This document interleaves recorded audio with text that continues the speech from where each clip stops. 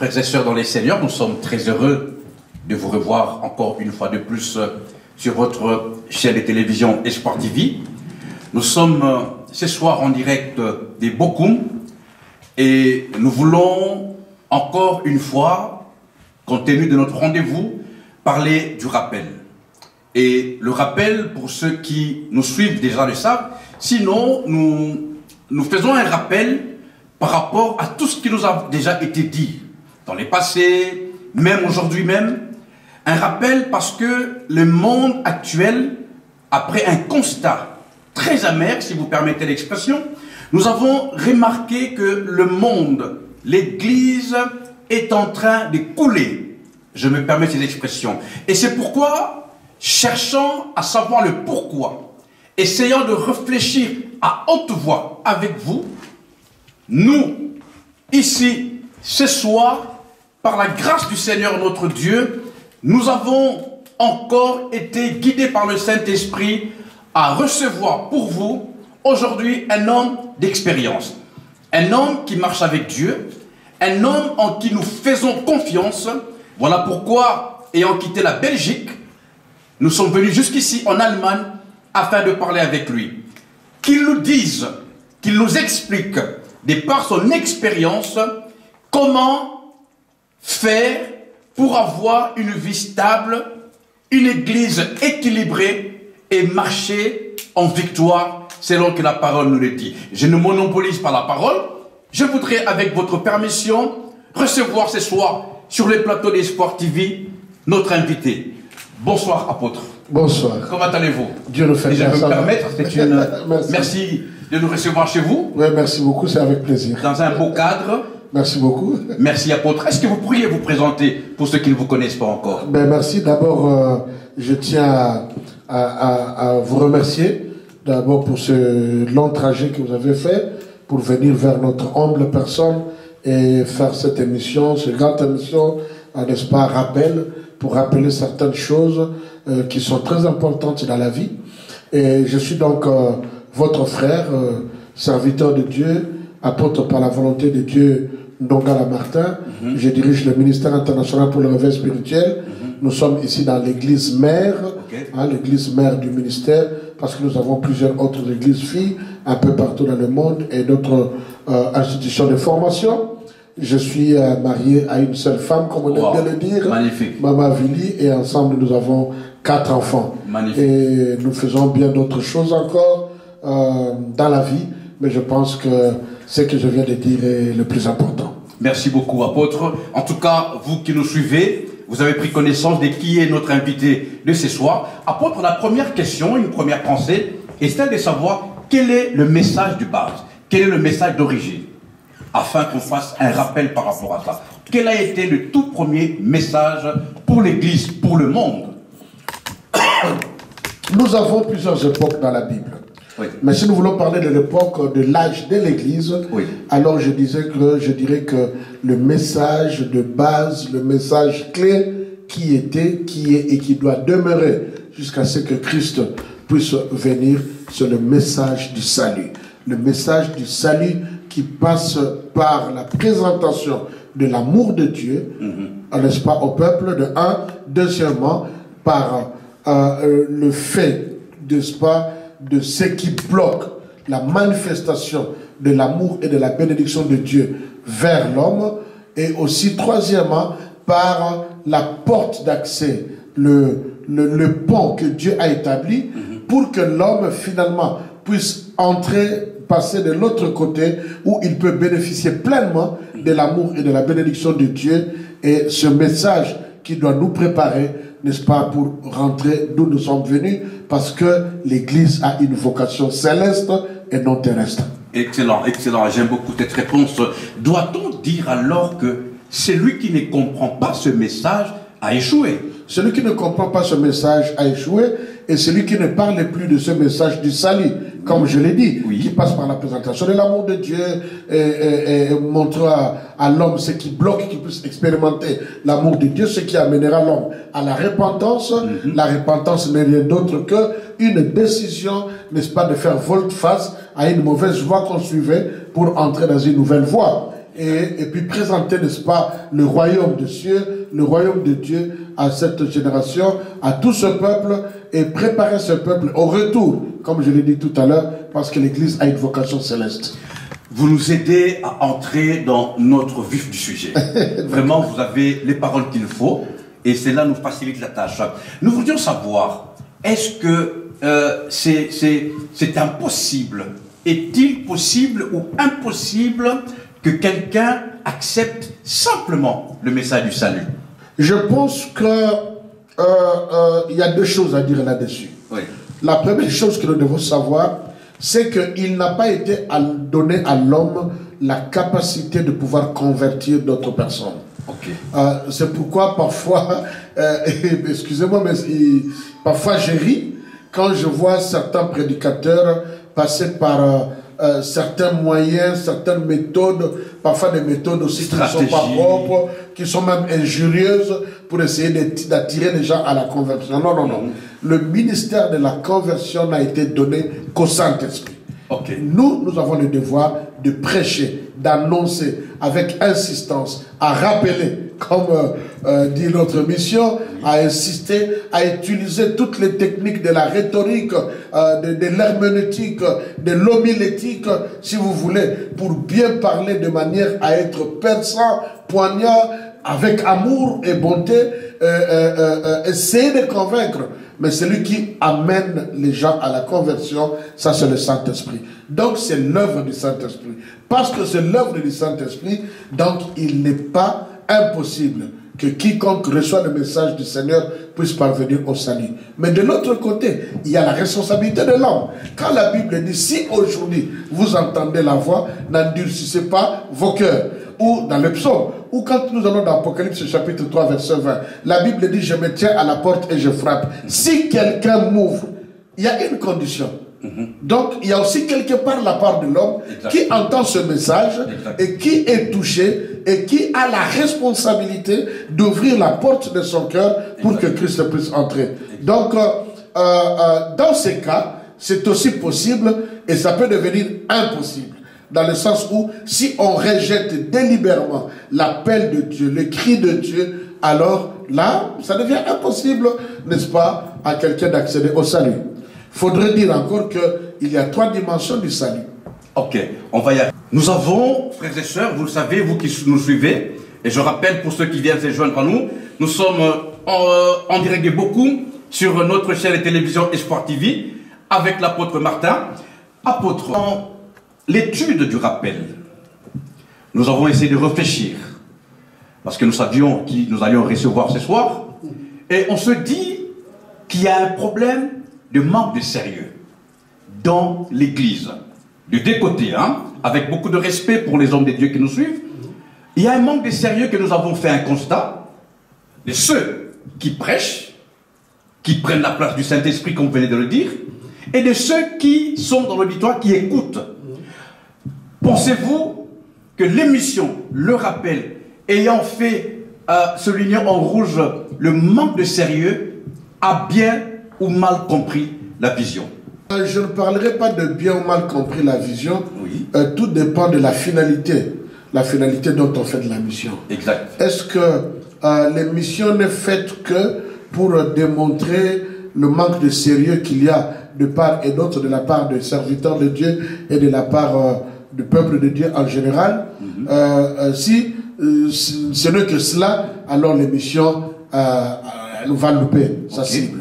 Mais si l'émission est plutôt de trouver les causes de ce manque de sérieux pour pouvoir proposer les remèdes à cela, alors là, je trouve finalement que l'émission a son sens et vaut la peine, n'est-ce pas, d'exister, tout en même de pouvoir tout en soulignant, apôtre, avec le respect, que l'émission, c'est nous et le public qui nous suit. Exact. Et qui, aujourd'hui, à la manière des hommes, je veux dire, nous dépendons un peu de la grâce que Dieu a mis en vous pour nous expliquer pourquoi, aujourd'hui, après message, convention après convention, retraite, comme nous avons fait un petit constat il n'y a pas longtemps, toutes les églises maintenant font 30 jours, 40 jours, d'autres même 45 jours de prière de lundi à dimanche. 100 jours même. 100 jours même, merci. de le compléter pour préparer l'année prochaine.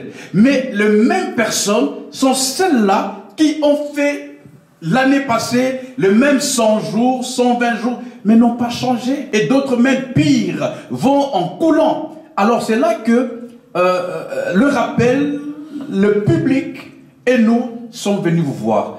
Quel est le problème? Merci beaucoup pour la question, elle est très pertinente. Je ne sais pas si dans quelques minutes qui nous sont imparties, si nous pourrons arriver à pouvoir expliquer. Parce que mon fardeau a toujours été de ne pas tout dire, mais tout ce qu'on dit, que cela soit bien expliqué, Amen. De telle sorte que les gens puissent comprendre. Amen. Effectivement. Voici ma lecture par rapport à cette question. Je pense que, premièrement, les gens ont une mauvaise conception de Dieu. Les gens ont une mauvaise conception de Dieu. Les gens ont une mauvaise conception des choses de Dieu. Moi, je pense que ça, c'est la première des choses. Il y a des gens qui considèrent Dieu comme un bienfaiteur, c'est tout. Il y en a d'autres qui considèrent Dieu comme même, excusez-moi l'expression, comme un garçon de course. Dieu, si tu ne me fais pas ça, je ne vais pas venir prier. Dieu, si tu ne me fais pas ça, je ne vais pas faire ceci. Alors que Dieu n'est pas un garçon de course. Il y a des gens qui prennent Dieu pour celui dont j'ai besoin. Chez nous en Afrique, au Congo, à Kinshasa particulièrement, on disait comme un quado. Je ne sais pas comment on l'appelle ici en Europe, si le terme est aussi valable. Mais celui, vous voyez, celui qui répare les pneus, hein, quand le pneu, il y a crevaison de pneus, allez-vous courir vers le quado. Et quand on n'a pas crevaison de pneus, on ne vient pas vers le Seigneur. Et donc, il y a d'abord ça, cette mauvaise lecture de Dieu, cette mauvaise conception de Dieu et des choses de Dieu est d'abord la première cause de toutes ces choses-là. Quelle lecture devons-nous faire de Dieu? Nous devons d'abord comprendre que Dieu ne nous a pas créés pour que nous puissions avoir de l'argent, pour que nous puissions avoir des enfants, pour que nous puissions avoir une bonne vie. Dieu nous a créés pour que nous puissions l'adorer. Ça, c'est la première des choses. Amen. Dieu a voulu que... Il pouvait décider que je sois un serpent. Il pouvait décider que tu sois c'est pas moi, un coq. Il pouvait décider de faire de celui qui est derrière notre caméra, de faire de lui un cancréla. Mais il a décidé de faire de nous des hommes et des femmes. Pourquoi? Parce qu'il avait d'abord besoin des gens qui vont le servir et l'adorer. Ça, c'est la première des choses que Dieu attend de nous. C'est la bonne conception. Ça, c'est la première. Nous devons savoir que Dieu nous a créés pourquoi. La première des choses. Dieu nous a créés d'abord pour l'adorer et le servir ensuite. Ça, c'est la première des choses. Ce n'est pas pour avoir des enfants. D'abord, l'adoration. L'adoration est liée à la connaissance de la personne de Dieu. Exact. Par conséquent, que Dieu m'ait béni ou pas, que j'aie mangé ou pas, que j'aie une voiture ou pas, que Dieu ait exaucé à ma prière ou pas, c'est un devoir pour moi d'adorer Dieu. Alléluia. J'adore Dieu quand j'ai mangé, j'adore Dieu quand je n'ai pas mangé, j'adore Dieu quand tout va bien, j'adore Dieu quand tout va mal, j'adore Dieu quand je pleure, j'adore Dieu quand je ris. L'adoration est liée à la connaissance de la personne de Christ. Il a dit à la femme samaritaine, vous adorez celui que vous ne connaissez pas, mais nous adorons celui que nous connaissons, parce que nous le connaissons, et que nous savons qu'il est esprit, et qu'il est vérité, alors nous l'adorons en esprit et en vérité. Déjà, il y a ce problème. Juste une minute. Je sens cela monter dans les cœurs de quelqu'un qui nous suit, qui dit, oui, l'apôtre est très bien habillé, si je peux le dire, assis dans un beau fauteuil, et son église, waouh! Alors, c'est facile pour lui de dire ça. J'adore quand ça ne va pas. Que pouvez-vous dire à une personne comme celle-là, qui nous suit, qui vit la souffrance, je dirais la plus totale, pour exagérer? Que pouvez-vous lui dire maintenant? Très souvent, nous apprécions, nous envions les gens par rapport à ce que nous voyons présentement. Et parfois, nous voulons devenir comme ces gens-là. Nous voulons faire comme ces gens-là. Nous voulons avoir comme ces gens-là. Mais nous oublions le chemin par lequel ils sont passés. Alléluia.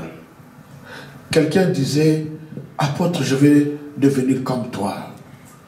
Et je lui dis, mais quoi? Comme moi, quoi? Qu'est-ce que j'ai de spécial? Il y a des gens qui ont des églises plus jolies, plus grandes, qui ont des budgets beaucoup plus grands que les nôtres. Il y a des gens qui ont des salles, le nombre de fidèles beaucoup plus grand. Il y a des gens qui ont des assemblées plus...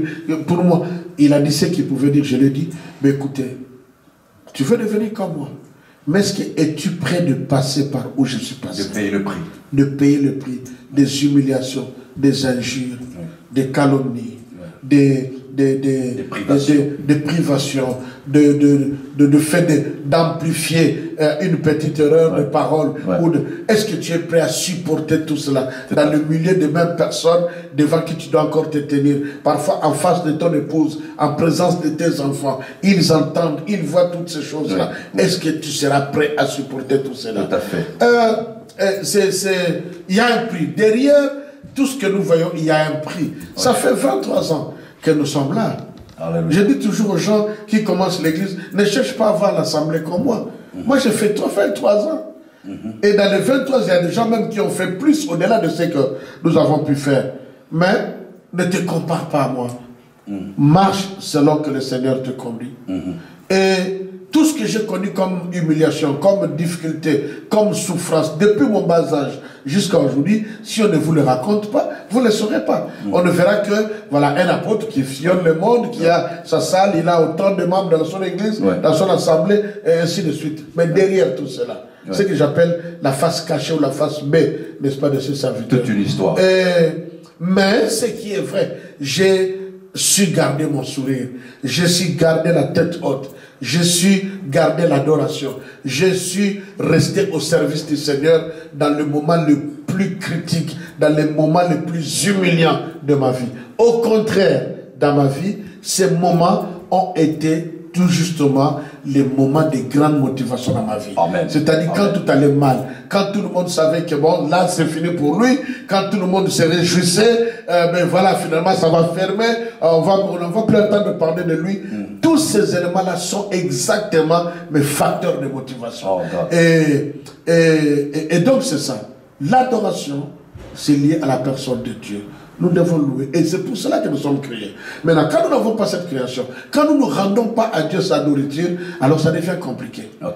Parce que là, nous faisons de Dieu un Dieu moins sérieux. Et donc, parce que nous pensons que Dieu est moins sérieux, nous ne le prenons pas avec sérieux, nous ne prenons pas ses paroles avec sérieux, et nous-mêmes, nous n'agissons pas vis-à-vis de lui avec sérieux, et tout passe de moins sérieux à moins sérieux, à moins sérieux, et nous allons sur une vie moins sérieuse. Oh my God. Et le résultat sera moins sérieux. Absolument, absolument. Mais si nous comprenons la grandeur, la puissance de ce Dieu, si vous me posez la question, apôtre, qu'est-ce qui est Dieu pour vous? Je vous dirais que premièrement, Dieu est mon Père. Et en tant que tel, un Père sérieux. Un Père. Et en tant que tel, je lui dois respect, honneur. Le servir, je servais mon Père sans salaire. Et je suis prêt à servir mon Père sans salaire. Je suis prêt dans mon assemblée, les gens savent. Il m'arrive de nettoyer la salle. Il m'arrive de faire le protocole. Et ces chaises-là sur lesquelles, ce fauteuil sur lesquels nous sommes assis, ce n'est pas moi qui les ai achetés. C'est un membre de l'église qui a dit, papa, nous voulons te voir là-bas. Mais s'il ne dépendait que de moi, ce n'est pas ça. Donc, je fais tout le travail, je chante dans la chorale, et je fais tout ce qu'on peut faire dans la maison de Dieu. Vous voyez, pourquoi je le fais? Je le fais parce que j'ai d'abord affaire avec mon Père. Je sais qu'il est Seigneur, je sais qu'il est Sauveur, je sais qu'il est Roi, je sais qu'il est tout ce que vous pouvez être, sabbat, tous les termes que vous voulez. Mais pour moi, ma première relation avec mon Dieu, c'est qu'il est mon Père. Et je fais tout ce que mon Père me demande de faire. Et si mon Père trouve qu'il doit me frapper pendant un temps, je n'ai rien à dire, c'est mon Père. Pour qu'il puisse me corriger, me laisser dans un moment de formation, c'est mon Père, que voulez-vous que je dise? Alors quand on a une très bonne conception comme cela, et quand nous comprenons qui est Dieu, la connaissance de Dieu, de la personne de Dieu, vous savez, si quelqu'un vient vous raconter une histoire, cette histoire prendra valeur par rapport à la valeur de la personne. Tout à fait. Mais quelqu'un, prenons l'exemple de quelqu'un qui est toujours très comique, qui est très humoriste. Prenons cela. Ce qui ne reflète pas naturellement, obligatoirement, sa vraie nature. Je connais du temps d'une personne nous avions un comédien au pays, je ne sais pas s'il est encore en vie, s'il est en vie, que Dieu le bénisse, on l'appelait Mangobo. Il était tellement marrant, il était tellement comique, il était tellement, au point que les gens ne savaient pas qu'il était enseignant dans une école. Oui, exact. Il était enseignant dans une école. C'était un homme sérieux, c'est un père sérieux, un homme sérieux. Mais quand il entre dans sa peau d'acteur, mais il avait de ces mimiques, de ces gestes, mais qui vous font marrer à mort. Alors il racontait une fois, il est allé à l'hôpital, il était malade, et il s'est alité pour dire qu'il était... Tous les médecins se sont mis à rire. Ouais. Donc... Je vois la scène. Vous voyez, oui. Donc du coup, la personne peut mourir comme cela parce qu'on ne le prend pas au sérieux. On croit qu'il blague. Celui qui a déjà été menteur, qui a déjà eu des problèmes avec...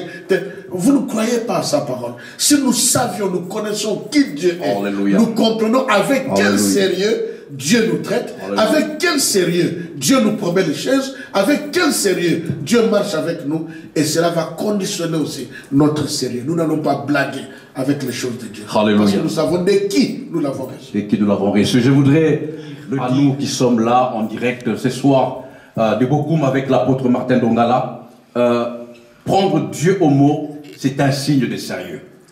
Prendre Dieu tel qu'il est, selon la définition de la conception que nous venons de recevoir ce soir, je pense que nous n'allons pas et nous n'allons même pas nous attendre à l'échec. Apôtre, si nous prenons Dieu au sérieux et si nous sommes sérieux avec Dieu, la vie sera normale, paisible et une bénédiction. Même si nous passons le moment des déserts, nous serons sérieux avec Dieu. Nous serons sérieux avec Dieu. Ouais. Et est-ce qu'il y a un secret ou c'est une question de décision? Il m'est difficile en ce moment de parler en termes de secret.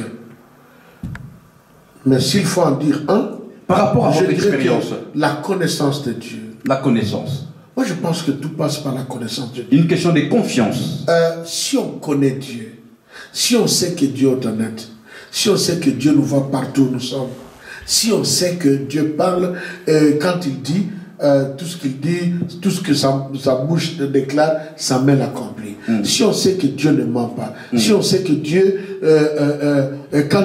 rien n'est impossible avec lui, si on sait que Dieu est tout puissant, comme nous l'avons entendu dans notre message de ce matin, si nous savons que Dieu est capable de tout, Job a dit dans Job chapitre 42, maintenant je sais que tu peux tout. Vous voyez Job? Job est resté sérieux avec Dieu. En dépit de toutes les difficultés par lesquelles il est passé, et même de tous les conseils qu'il a reçus, et même de reproches de son épouse, ainsi de suite, il est resté sérieux avec Dieu, jusqu'à ce qu'il a dit, mais écoutez, maintenant je sais que tu fais toutes choses. Toutes choses. C'est-à-dire, tu peux toutes choses, personne n'a te conseillé, personne n'a te dit quoi que ce soit. Même si tout va mal, on restera sérieux avec Dieu. Quel conseil donnerez-vous? Parce que les temps filent tellement vite et que nous avons beaucoup à dire, mais nous allons demander à l'apôtre, peut-être que nous pourrons revenir prochainement, bien sûr, avec la permission de la dirigeante de Espoir TV. Apôtre Martin, que pouvez-vous dire à ceux-là qui pensent que c'est le démon, c'est le diable, c'est les sorciers qui bloquent leur vie, pendant qu'eux-mêmes ne respectent pas la parole de Dieu? Et bien sûr, pour ne pas être un robot, étant humain, beaucoup disent ne pas suivre à la lettre le principe de Dieu parce que les temps sont durs et se retrouvent à faire autre chose. Mais là, court derrière ceux-là qui chassent des démons, qui délivrent, qui passent par la délivrance. Je disais par rapport à cette question que je n'aime pas les jeux. Il y a trois dimensions de la réponse. La première réponse, c'est que je n'aime pas le jeu du jardin d'Éden. C'est quoi le jeu du jardin d'Éden? C'est de se jeter les responsabilités. Adam dit, ce n'est pas moi, c'est la femme. La femme dit, ce n'est pas moi, c'est le serpent. Moi, je pense que c'est un manque de sérieux. Absolument. Un manque de sérieux que de pouvoir toujours rejeter la faute à d'autres. Les fidèles rejettent la faute au pasteur. Les pasteurs rejettent la faute peut-être aux fidèles. Et nous retombons dans le jeu du jardin d'Éden. Mais la Bible dit que chacun s'examine par rapport à soi-même, pour savoir s'il est encore dans la foi. Un homme sérieux, une femme sérieuse, responsable ou pas, doit commencer toujours par se poser des questions par rapport à lui-même. Qu'est-ce que je fais ou qu'est-ce que je n'ai pas fait qui peut avoir causé une telle situation? Exact. Ça, c'est une démarche que j'ai développée dans ma vie. Exact. Quoi qu'on dise, quoi qu'on pense, quoi qu'on raconte, je me pose toujours une première question. Pourquoi nous sommes arrivés là? Ai-je dit quelque chose qui n'était pas correct? Ai-je pensé? Je cherche d'abord ma responsabilité. Pourquoi? Parce que je tombe dans ma deuxième réponse. La deuxième réponse, le problème n'est pas le milieu, le problème n'est pas... Mais je crois que le problème est d'abord dans la mentalité. Absolument. Il faut que nous puissions changer la mentalité. Je vais dire une chose ici, faire une déclaration. L'Église n'est pas une association. L'Église n'est pas une organisation, mais un organisme. L'Église n'est pas tout ce que nous pensons. L'Église, c'est l'affaire du royaume. Alléluia. Il y a un roi, et nous sommes des princes et des princesses. Il y a une certaine mentalité dans la famille royale. L'Église, c'est une affaire de... Ce n'est pas la démocratie, ce n'est pas la dictature, mais c'est un royaume.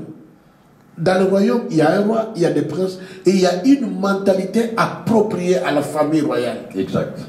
Et c'est cette mentalité que nous devons prêcher, que nous devons connaître, que nous devons appliquer, que ceux-là qui nous écoutent devraient embrasser pour que nous fonctionnons, n'est-ce pas, dans l'esprit du royaume et non dans l'esprit de ce que nous voyons maintenant.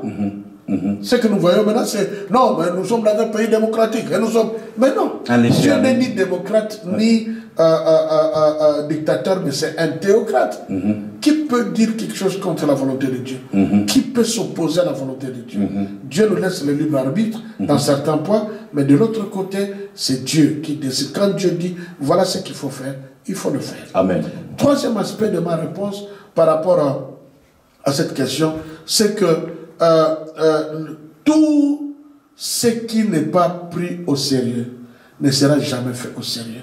Il faut que nous devenions sérieux avec nous-mêmes. Absolument. D'abord. Absolument. Il ne faudrait pas dire que je ne suis pas sérieux parce que les pasteurs ne nous ont pas... Mais non. Nous avons grandi dans des églises locales qu'on appelle traditionnelles, où les choses étaient telles que je ne les vis pas dans nos églises. Mais nous sommes restés ce que nous sommes.